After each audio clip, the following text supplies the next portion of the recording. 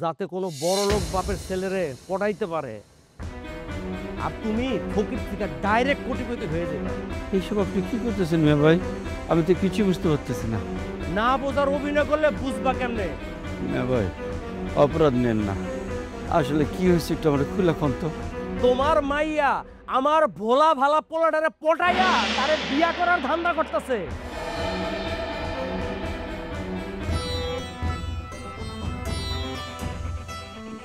কি রে মা, মিয়া ভাই যা কইতেছে তা কি সত্য?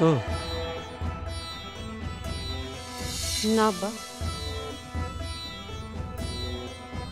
আমি রকির দিকে বদনজর দেইনি। আমরা দুইজন দুইজনকে ভালোবাসি, বিয়া করতে চাই। সেলিম, তোমার মায়েরা থামাও। এইসব ভালোবাসাবাসি হয় সমানে সমানে, ফকিন্নির সাথে রাজার হয় না।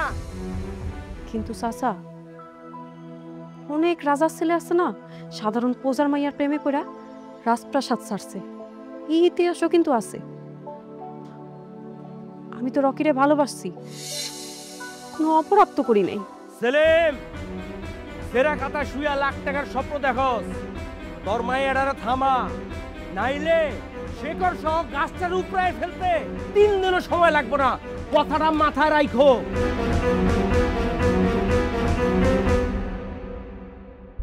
আরে মা,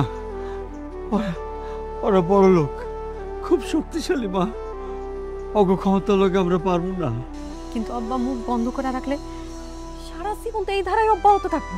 থাকলে থাকবো, তাই বলে অগলোকে লাগতে যাবো, পারবো না। কেন আব্বা? আমরা গরিব বলে কেন ভালোবাসা কোনো অধিকার নাই? আল্লাহ তাআলা আমগরে গরিব করে জন্ম দিল কেন?